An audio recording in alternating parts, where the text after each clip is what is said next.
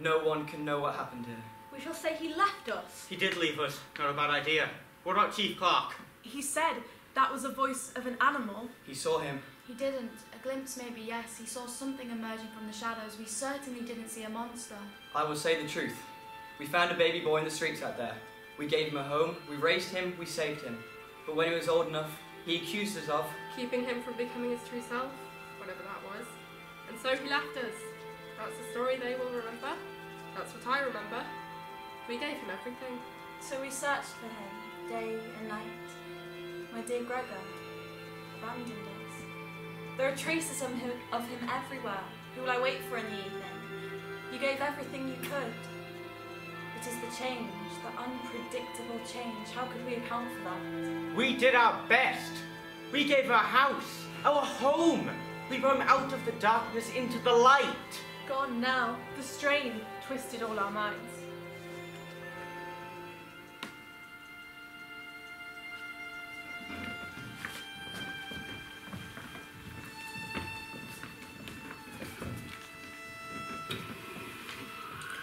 A face of cloth moths, fields of gold-braided silk gloves.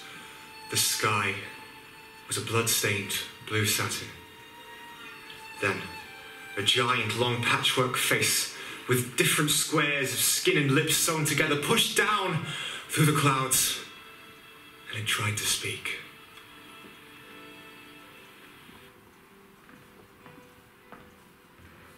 They come from China. Hundreds and thousands of them. Each one is packed with raw silk cocoons, transported thousands of miles over treacherous land and perilous sea through drought and storm, rain or shine. The bales arrive in their raw state at the silk mills of Cheshire in the northwest of England. They are washed of filth and impurity, then each cocoon is unwound.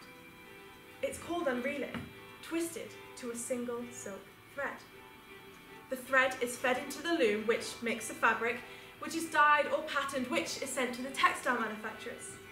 The product is made. You'd think that the end. From the Syrinx gland of a larvae the size of your fingernail in southern China to English manufacturers thousands of miles away. Product made, you would think. Job done, you would think. Of course you would. Why wouldn't you, hey? The silk should be sliding around that neck of yours. A scarf, Mrs. Sampson, could be gracing your fine chest. A tie, Mrs. Sampson. But that is not going to happen yet. Why? Because before it lays upon your chest, and before it reaches your generous neck, what must happen? You've missed the obvious. That does not make you any different than most in modern society. They too miss the thread. You've missed what most miss when choosing a fitting for home, or a car, or a table, or a saucer, or a home. What are they missing about the process, Mr. Samsa? What is hidden in plain sight, as one might say? This tale is tailor-made and made to measure. You could say it's tailored to you. There will be no silk farm in China. There will be no tweed from the island of Harris. There will be no wool from the island of Arran. There will be no silk mills, no transportation over land and sea, no scarf around your neck, no tie upon your chest, if there is no salesman.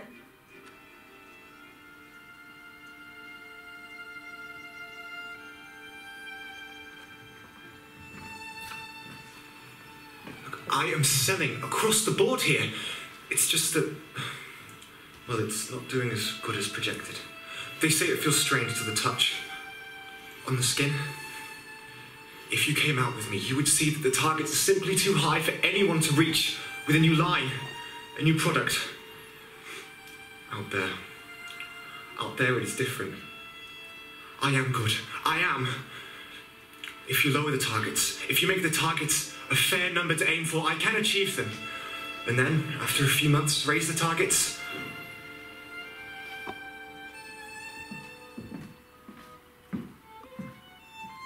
It is an insect, and it is sucking the blood from my neck. I speak quietly because I am thinking. This is what my parents think I am doing when I am silent. Look, she's thinking. I'm not thinking at all. Well, I am. It's just I'm not thinking what they think I am thinking. I can't tell them. I cannot. I will not. I think more than I talk, which makes me think, should I talk at all? Should any of us? Talking is mostly for men and boys. Thinking is for girls. Talking is for boys. Yes, it is. This is why their mouths droop when they get old. With all their blabber, blabber, blah, blah, the muscles go limp, you see. Around the face. Yes. Drags the mouth down. Till the lips are below the chin. This is why old men have bent backs they're carrying around their drooping lips. Like I said, they do not know what I am thinking. The problem I have, although I think more than I speak, and I think it is not a problem actually, is that I like to speak, which makes me more boy than girl. Boy, girl. Girl, boy. Broy. Dad wanted a boy. I'm not supposed to know, but I do. So I speak quietly, giving an impression of one thing, when I am actually quite another altogether. I am a girl, and girls do things. I play violin.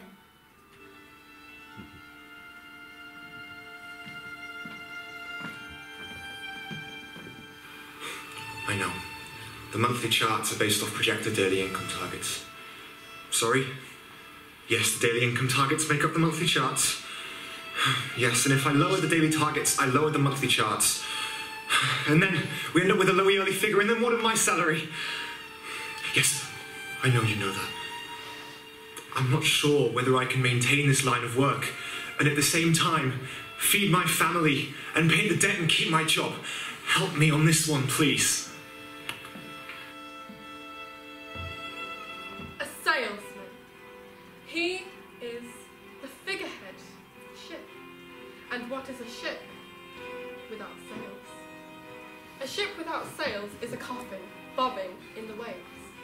A ship without sails is unable to stay afloat in the perilous sea.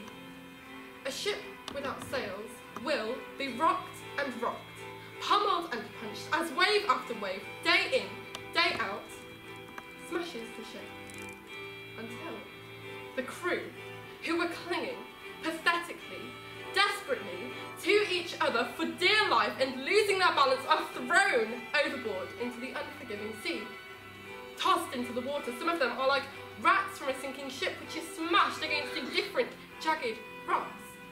Dragged beneath the surface, mauled by sharks, cut from their anchor, torn to ribbon by the coral and feasted upon by undersea monsters, worse than you could imagine in your wildest nightmares. Where is Gregor Samsa?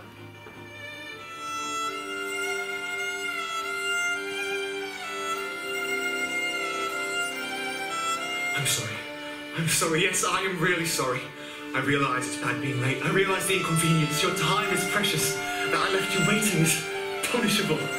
The trains caught me. I'm normally prepared, but not this time. I am here at your doorstep, at your will, to serve you. The trains, yes.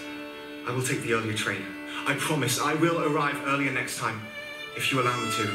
And then I will wait, then arrive perfectly at your door. I'm not the man you thought I was, but I can be. I promise I can sell if you want me to. Now. Yes.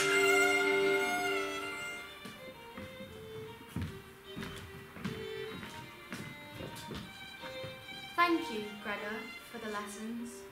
You bought me violin lessons, but they stopped, didn't they? Ma and Pa think I love the violin. I absolutely, totally, utterly, unquestionably hate it. I hate standing with the violin. I hate getting the violin out of the case. I hate rubbing the strings with rosin. I hate the scales. I hate rosin. I hate the first position. I hate the third position. I hate the scales. The scales. I hate the violin.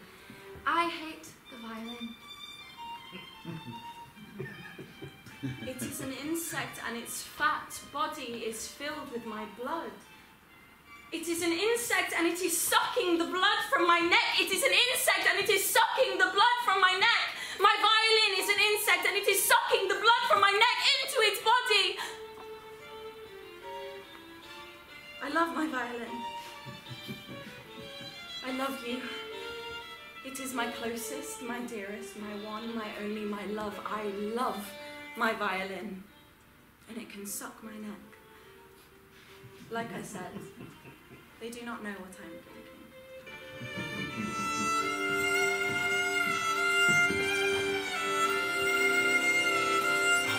I'm sorry I have it here. Yes, for you. The finest, the most elegant, the freshest. Of course, and let me show you. Satin, but its beauty is matched. Its finesse matched only by you. Feel it if you like. It is yours to touch. Yes. And corsets and petticoats in satin will follow the line of the body. With silk gloves, hands, forearms. Yes, of course. It's Mr. Sampson, but please, call me Gregor. Call me Gregor. I am Gregor. I am your Gregor.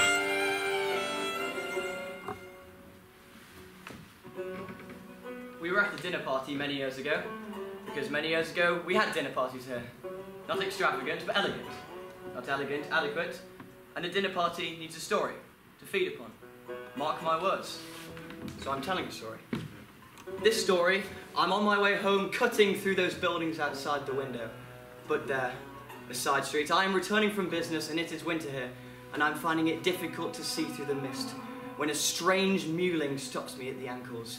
Ever curious, I crease and bend to look closer, and there, a mud-smeared, cloth-smothered face, with downturned mouth, whimpered forth the whole speech in a pitiful, pitchless yearn.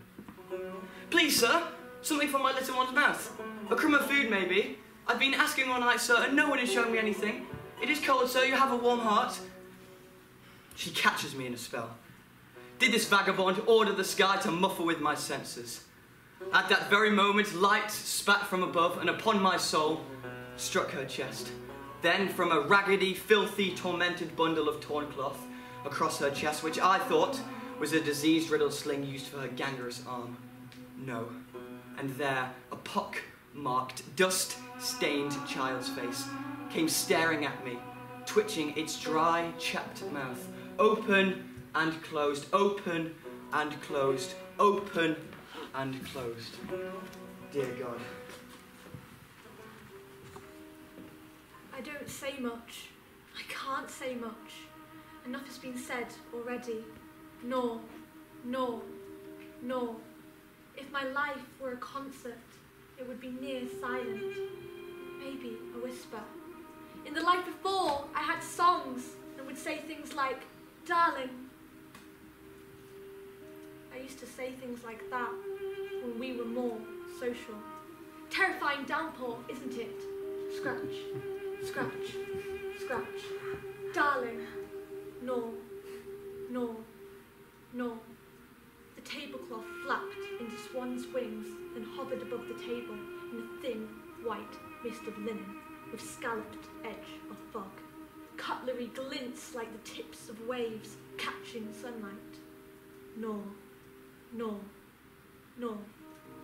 I see my reflection in a silver spoon. I pick it up, and the room swoons behind me. It disappears into the frost of my breath. We did not know what we had until we lost it. The silver is long gone, sold at auction. No silver cutlery now. No gold necklace now, but no matter. No. I stay with my husband. I've seen it happen to others, poor things. One day they are this, and the next a father falls bankrupt, a debt called in, and the bailiffs drag the rug from beneath her feet. In the blink of an eye, she's begging on the street with a baby at her teat.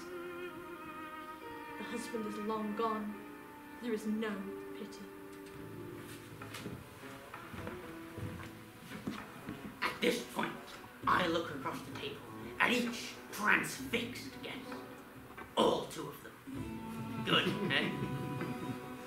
Open and closed, open and closed, open and closed their mouths. Good grief, the stench!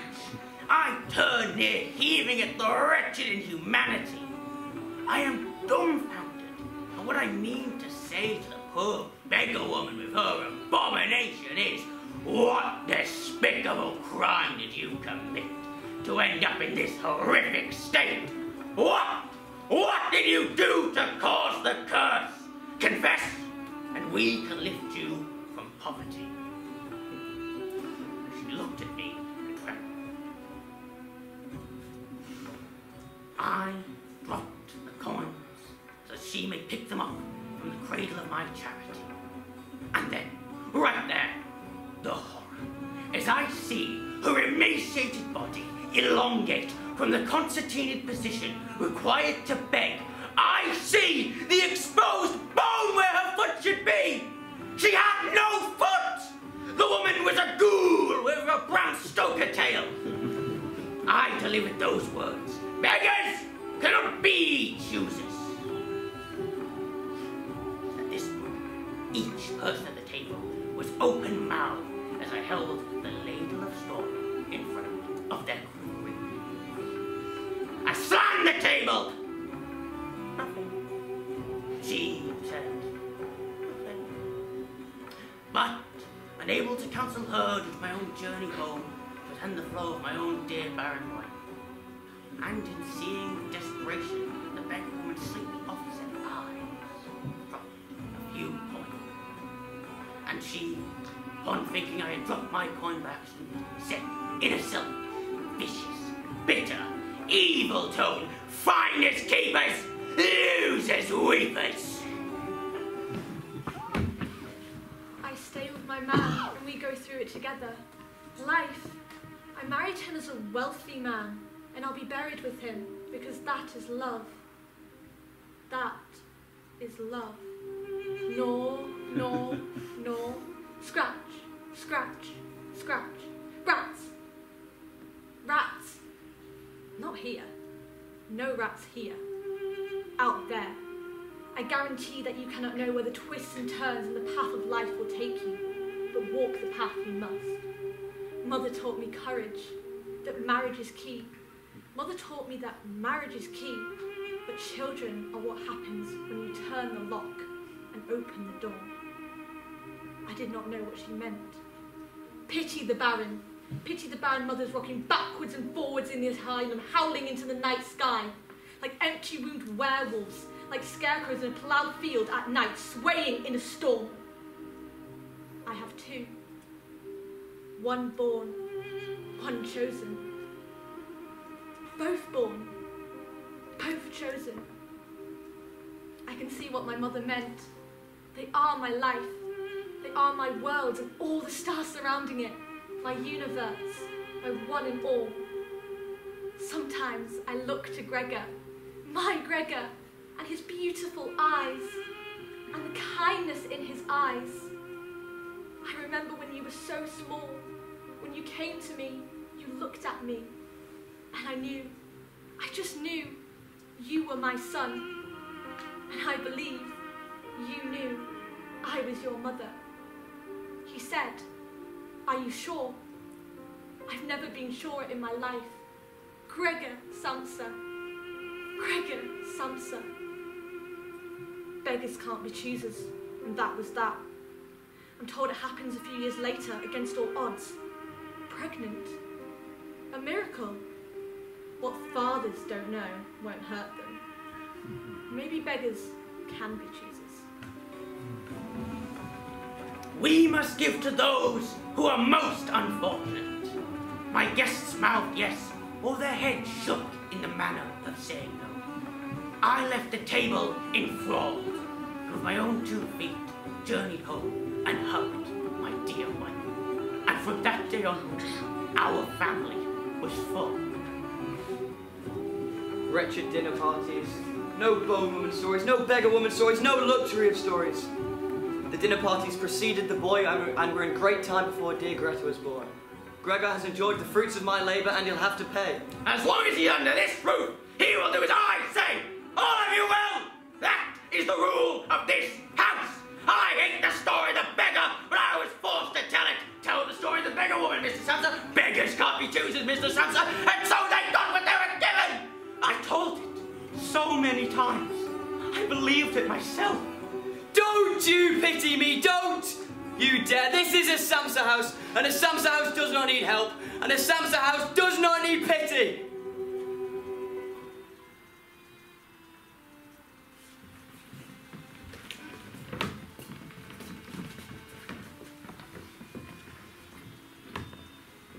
Did I dream I saw it? Whether I dreamt it or not, it was like a dream, the concert hall. Mum said our tickets are from Gregor. Said a customer gave him them in return for something. It was raining. If this is all a dream inside of a dream, then I may wake up in a different house with different parents and a different person altogether. And that person may wake up in a world where there is no music. Close my eyes, open, no rain.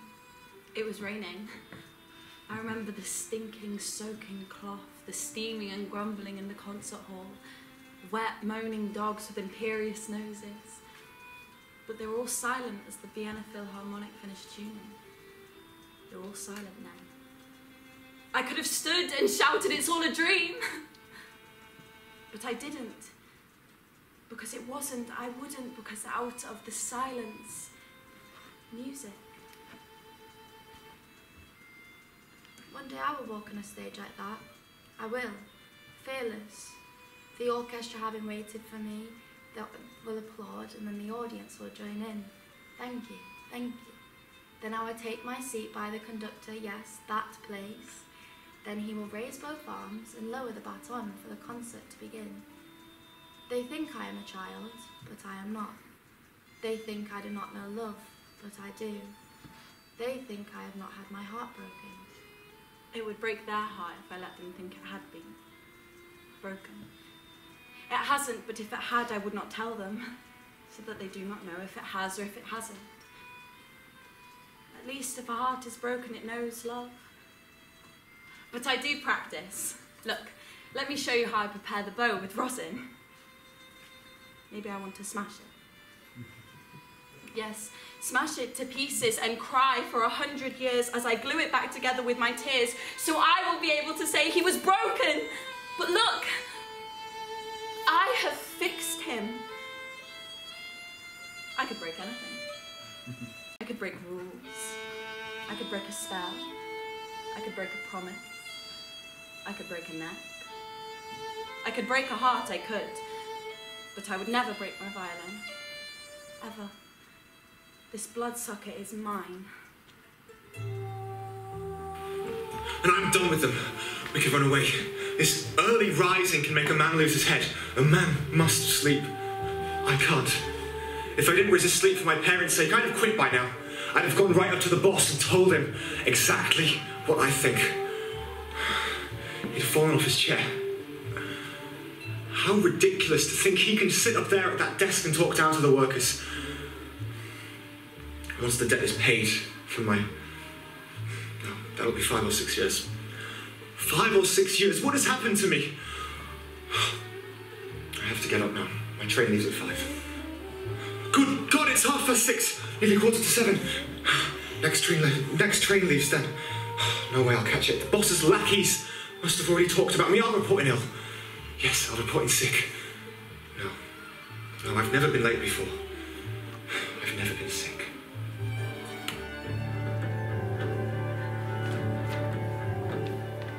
Mr. Samson! Gregor, what is up with you? Why would anyone lock themselves away? I have never seen such behaviour. And you fail. And I say this as an exception to the important matter of ignoring your own parents. You cannot do business like this. You fail to work in a way I have never experienced before. It is no laughing matter. I arrive here on behalf of your family and your employer, something I have never done in all my time as chief clerk. I am staggered. I thought I knew you. I thought we had understanding, Gregor. You were a good person, and now this disrespectful display? This morning, your employer said that it might be that it had to do with the finance entrusted to you. Never. I said never. No way, never. I put my reputation on the line. Me. For you. But no more. You ungrateful, this is nonsense. You are making fools of all of us. Well, not me. I have no will to stand up for you and say the debt will be paid. How can I? Right, I see that rather than it being between you and I, man to man, maybe your parents need to hear the truth. What is that noise? I was going to tell you in private, but you do not open the door, not even to your own family. Your position in this company is not secure, Gregor. Maybe it's good for your parents to hear it. Your work has been below par. You are not reaching the targets. Yes, it may not be the time of year to do good business, but let us make this clear. There is no time of year to be doing no business at all. Do you hear me? No time. Gregor, it is not the kind of season to be doing no business at all. We can't have this going on here.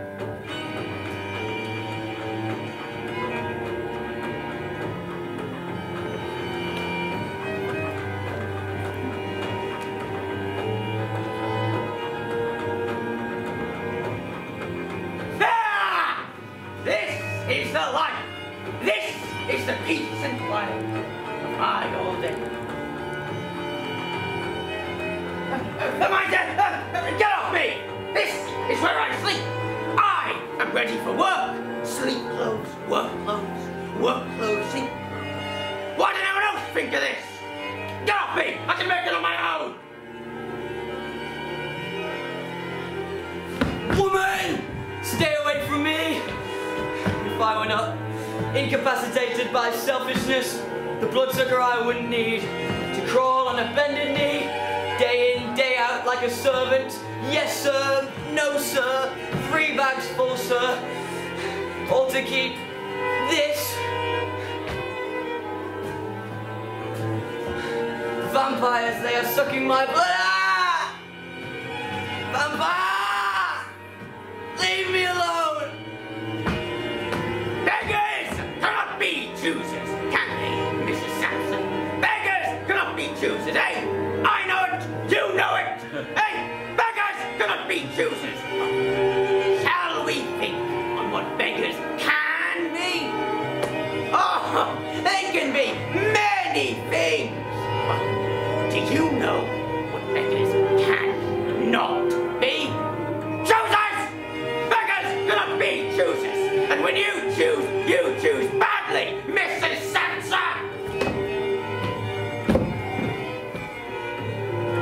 You wouldn't know, would you? Because beggars can't be choosers, and if you... Yes, you, what if I dragged you by the roots of your hair back 17? Let's go, shall we? What if 17 years ago I dropped the coins on the floor, stay with me here, and while the beggar scrambled, scraping her calloused hands on the stone, trying to find money for her next drink? What if I didn't pick up the bundle of filth in the swan room? Don't! And I never brought it home? Don't! What if the window hadn't been opened and I didn't pass the baby boy into your begging arms? You pretended that the son was yours and not the stolen son of the vagabond. No, don't say that! Don't say it, don't say it, don't say it, don't say it! Was he the curse then? Hey, tell me, was it Gregor's fault? When you were sick? When you couldn't work? We'll be out on our heels. I said to the doctor, we cannot live if he cannot work. I said to the doctor, and the doctor looked to Gregor. I wouldn't let them take you away, would I? Would I? I didn't condemn you. Was that a curse? Maybe it's you who's cursed. No, it's us.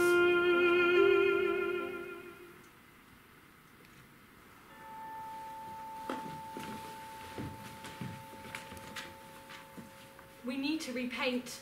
It will draw in the early spring lights. The rosebuds are opening, the bells are ringing. Once we have done that and fixed a few things. It will look like it did when we first moved here. Do you remember? Like it used to be. Like it used to be. I'd almost forgotten. Memory is the real estate of the soul. Greta is bursting with life. She's blossoming into a beautiful young woman. This is true. Soon it will be time to find a good man for her.